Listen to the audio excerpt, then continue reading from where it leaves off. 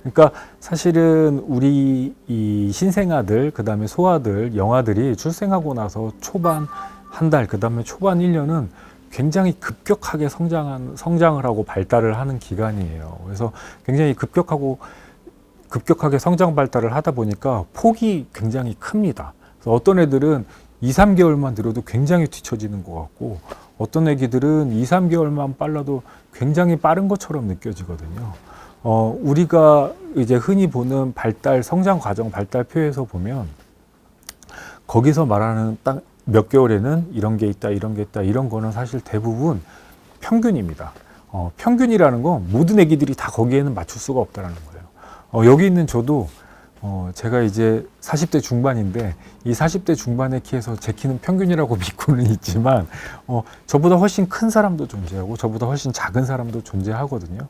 그런 것처럼 아기들의 성장 발달은 조금 2, 3개월 느릴 수도 있고 2, 3개월 더 갈 수도 있어요. 그러니까 꼭 우리 아기가 키도 평균이어야 되고 뭐 체중도 평균이어야 되고 뒤집는 것, 기는 것도 요 개월수에 딱 맞춰서 마치 설명서에 있는 것처럼 딱 뒤집어야 된다. 그렇게 생각하지 않으셔도 됩니다.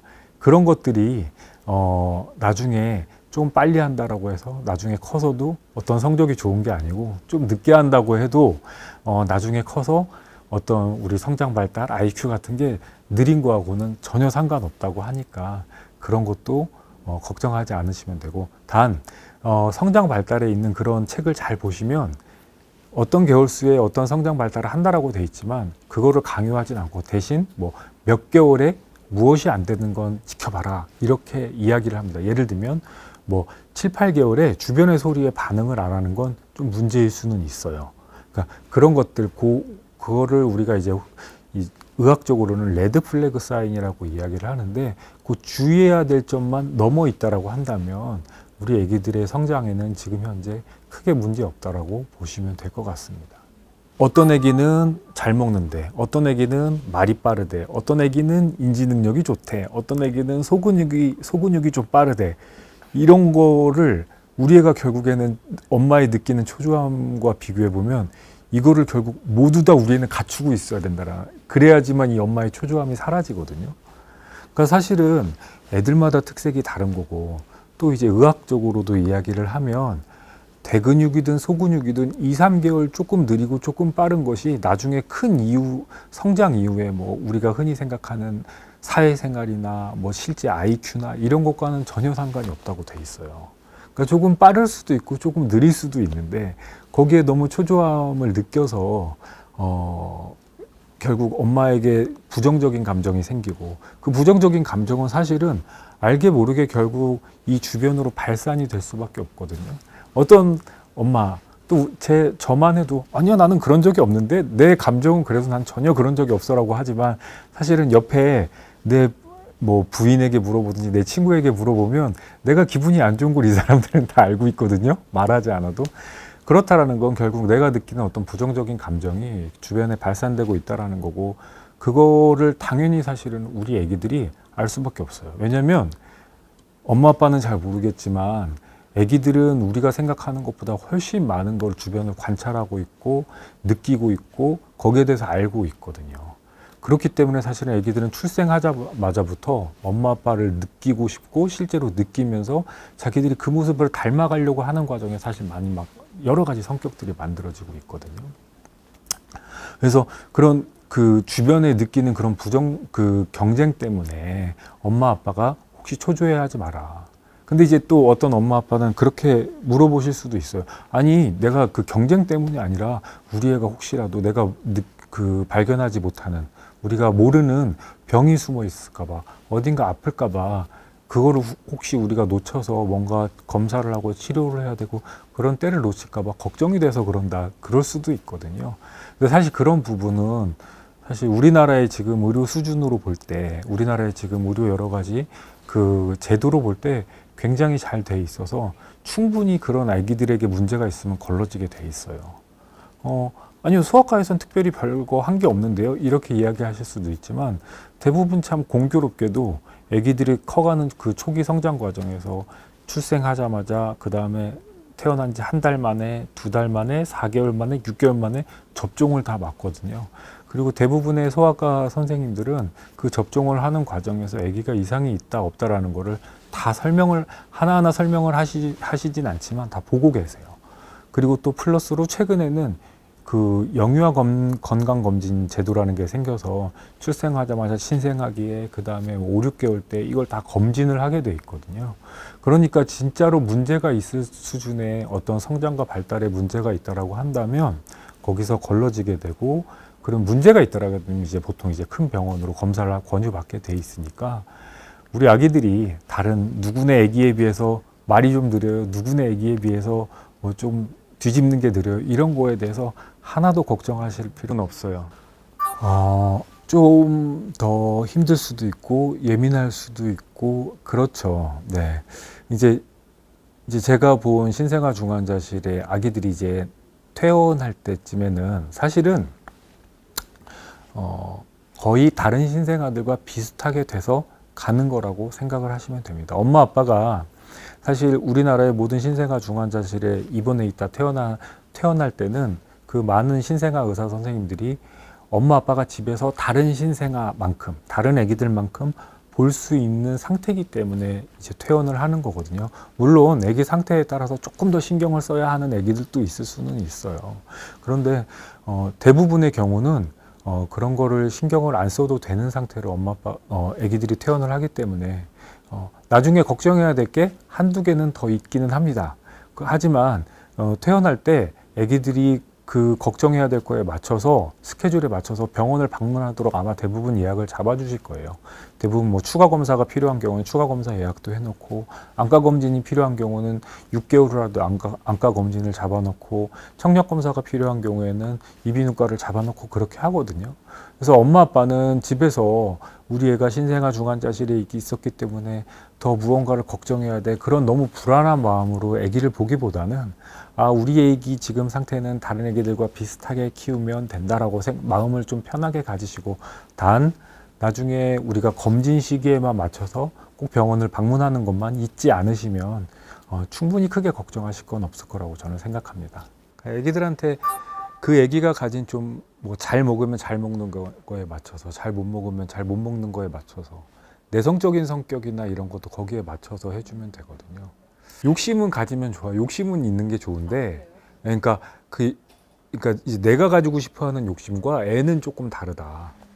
그래서 애를 잘 키우는 그거는 좋은 욕심이죠. 그 욕심이 나쁜 건 전혀 아니고, 근데 잘 키운다라는 게 내가 생각하는 잘 키우는 것과 정말 이 애한테 맞는 잘 키운다라는 건 조금은 다를 수 있다.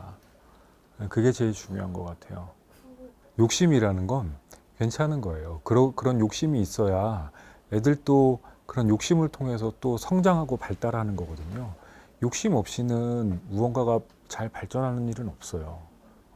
근데 이제 그 욕심에 대해서 내가 얼마나 스트레스를 받고 그게 그런 욕심을 좋은 쪽으로 이끌어 줄 것이냐, 그게 나쁜 영향을 끼칠 것이냐라는 다른 이야기죠. 예를 들어서 내가 공부를 잘하겠다라는 욕심을 잘 키워서 공부를 잘하게 만들어주는 것과, 나는 다른 사람들에게, 내 주변의 누구에게 비교하면서 거기에 지고 싶지 않아서 공부를 잘해야 된다라는 그 욕심은 사실은 완전히 이게 긍정적인 부분과 부정적인 게 다른 거고, 그런 긍정이나 부정의 에너지는 결국에는 애가 느끼고, 사실 그게 태아 때부터 실제로 느낄 수 있다고 이야기를 해요. 그걸 뭐 100% 엄마는 감사해, 그런 그 감사하는 마음을 느낄 것이냐, 사실 그러지는 않고요. 그런데 우리 몸은 긍정적인 스트레스와 부정적인 스트레스에 둘 다 반응을 하잖아요.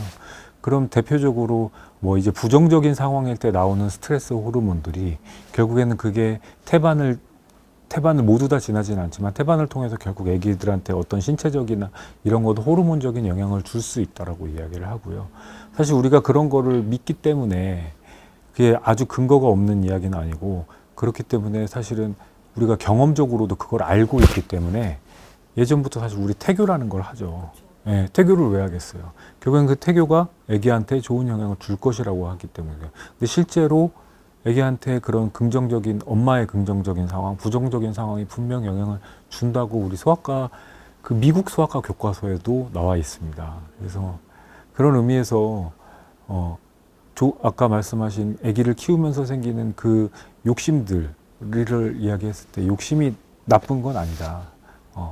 나쁘진 않지만 그 욕심으로 인해서 긍정적인 감정을 끌어내기 위해서 노력하는 게 필요하다. 부정적으로 끌어내는 건 좋지는 않다라고 저는 사실은 생각을 하고 그렇습니다. 실제로 저도 그렇고 아마 우리 이 세상 모든 엄마 아빠들이 경험을 해보면 엄마 아빠들이 욕심을 부려서 응원을 해주면서 그랬을 때 좋았었던 적도 있잖아요. 예. 그래서 그게 힘이 돼서 원동력이 돼서 내가 좀 힘들었던 난관을 이제 넘어가기도 하고 그리고 그로 인해서 내가 성장하기도 하고 그런 부분이 분명히 있거든요. 근데 또 반대로 엄마 아빠들이 크면서 생각해 보면 우리의 엄마 아빠들이 나에게 좀 부정적인 욕심을 부려서 내가 너무 힘들었거나 그것 때문에 오히려 그 나쁜 영향을 끼치거나 좌절을 겪거나 그런 경우도 역시 있잖아요. 그래서 그런 거를 생각해 보고 애기들한테도 그렇게 좀 유도를 해주면 엄마 아빠의 그런 욕심이 나쁜 게 아니라 좋은 욕심이 애기들한테 좋은 성장의 밑거름이 되지 않을까 저는 사실 생각하고 제가 이제 요즘에 이제 엄마들의 여러 가지 질문을 들을 때 느낀 점들이 있어요. 그 느낀 점들은 뭐냐면 엄마들이 아기를 키우는 것 자체를 굉장히 어려워하고 있다. 사실 원래 어려운 일이죠. 쉬운 일이 아니긴 한데 제가 이제 한 15년 전, 20년 전에 시작했을 때에 비해 그다음에 이제 제가 나이 차이가 많이 나는 동생이 있거든요. 그래서 저도 이제 같이 기저귀를 갈고 아기를 이제 수유를 하고 그렇게 하면서 저도 자랐는데 그때에 비해서 요즘에 아기들의 엄마 아빠들은 아기 키우는 걸 굉장히 어려워하고 있다. 그러면서 이제 오히려 반대로 엄마 아빠들은 무언가 정답 같은 설명서를 원하는 경향이 분명히 있는 것 같아요. 질문 중에 우리 아기가 아까 그 평균보다 좀 작아요. 이런 질문에 대해서 제가 답을 드렸던 것처럼 어떤 딱 그 평균 수준이 돼야 된다. 그 평균적인 답과 같은 설명서를 아기 키울 때 조금 필요로 하는 경향이 있는 것 같고 그런 것에 대해서 또 누군가가 좀 설명을 해줄 수 있는 상황이 예전보다 훨씬 적어졌어요. 적어졌기 때문에 우리 엄마 아빠들이 아기를 키우는 것에 대해서 굉장히 어려워하거든요. 또 그리고 이렇게 책을 사서 보거나 어디서 보면은 아니면 또 누군가한테 또 조언을 듣거나 요즘에 가장 많이 하는 것 중에 어떤 이제 포탈 검색을 통해서 아기의 육아 정보를 이렇게 구하는 과정에서 누구애는 우리 애는 이렇게 키웠어요. 아니면 또는 시어머니, 시아버지가 시어머니나 친정어머니가 우리 애는 어렸을 때 이렇게 키웠어요. 이렇게 막 이야기를 하면서 엄마 아빠들은 좀 더 정확한 딱 답을 원하는데 너무나 오히려 정보가 많거나 개인적인 정보 위주로 너무나 많거나 또는 정답을 찾을 수가 없는 그런 상황에 있는 것 같거든요. 그래서 거기에 대해서 이제 제가 엄마 아빠들한테 가끔 하는 이야기는 이 평균은 존재하지만 모든 아기들이 다 그 평균에 딱 맞출 수는 없다. 아까 조금 성장 발달이 2, 3개월 늦은 아기도 있고 2, 3개월 조금 빠른 아기들도 있듯이 아기들마다 육아 방식은 평균은 존재하지만 조금씩 다르게 할 수 있다. 이렇게 생각합니다. 무슨 이야기냐면 어떤 애기들은 자기 체중에 비해서 엄청 잘 먹는 애들이 있어요. 그렇게 하면서 막 키랑 몸무게가 막 쑥쑥 크죠. 그런 애기들한테 너무 먹는 걸 제한하게 되면 오히려 문제가 생길 수도 있거든요.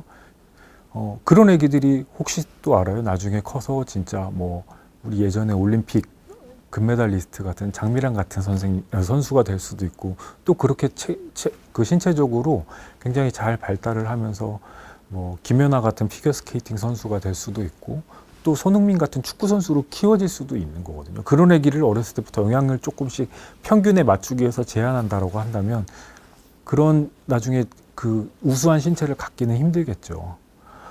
또 반대로 조금 덜 먹을 수 있는 애기들, 덜 먹고 다른 부분으로 좀 발달이 다른 애기들한테 어떻게 해서든 평균 이상으로 맞추기 위해서 먹는 걸 강요한다거나 발달을 강요한다거나 그러면 그거는 그 아기한테 굉장한 스트레스로 다가올 수가 있거든요. 그래서 그런 아기를 키울 때는 조금 꼭 평균에 맞출 필요는 없다. 설명서대로 꼭 맞출 필요 없다라는 것 하나와 그 다음에 여러 가지 조언들이 있는데 그런 조언들이 사실은 모두 맞는 것도 아니고 모두 틀린 것도 아닙니다. 무슨 얘기냐면 엄마 아빠들이 받는 스트레스 중에 하나가 뭐냐면 그런 조언을 따라야 되느냐 말아야 되느냐라거든요. 근데 이제 그런 조언은 방금 말한 것처럼 맞을 수도 있고 틀릴 수도 있어요. 그게 무슨 얘기냐? 우리 애한테는 우리 애만의 좀 다른 육아법이 존재할 수도 있다라는 겁니다. 아기를 키울 때 육아라는 방법 자체는 사실은 손흥민 선수, 김연아 선수, 장미란 선수의 예를 들었다시피 사실 정답이 없습니다. 그 집안의 엄마 아빠의 스타일이나 아니면 가풍에 따라서 조금씩 다른 육아 방식은 존재할 수 있어요. 그럼 거기에 맞춰서 조금 더 잘 먹이거나 조금 덜 먹이거나 그럴 수가 있어요. 예를 들면 우리 가정 형편상 엄마 아빠가 맞벌이를 할 수밖에 없어요. 그런데 어떤 사람들은 자꾸 예전 방식을 강요한다든지 아니면 예전에는 이랬어. 예전에는 엄마 아빠 맞벌이 하지 않아도 다 잘 컸어. 그렇게 해서 아끼면서 잘 살아서 잘 키웠어라고 이야기를 하겠지만 가정 형편상 그거는 맞벌이가 꼭 필요한 집일 수도 있거든요. 그러면서 아기를 조금 띄워놓는다거나 남에게 맡기는 거에 꼭 나쁘기만 한 일일까요? 이 부분도 의학적으로 증명이 돼 있는데 때론 이익이 될 수도 있고 때론 나쁜 점도 있을 수 있다라고 합니다. 장점과 단점이 모두 있다라는 말인데 결국에는 뭐냐면 이 세상 어떤 방법이든 장점과 단점이 있는데 장점을 어떻게 잘 살려주고 단점을 어떻게 해서든 줄여줄 것이냐라는 건 그 방법을 행하는 엄마 아빠의 가족의 문제지 방법이 잘못된 건 아니에요. 그러니까 육아 방법이라는 건 딱 정해진 방법이 하나 정답이 있는 건 아니다. 엄마 아빠가 그 가정 내에서 아기를 키울 때 여러 가지 상황에 따라서 거기에 맞춰서 통일된 육아 방식으로 키우면 된다라고 생각을 하시면 될 것 같아요. 그래서 친정어머니가 말씀하셨는데 이게 꼭 맞는 걸까? 맞을 수도 있고 틀릴 수도 있어요. 하지만 거기에 대해서 꼭 따라갈 필요도 없고 못 따라간다고 해서 스트레스 받을 필요도 없다.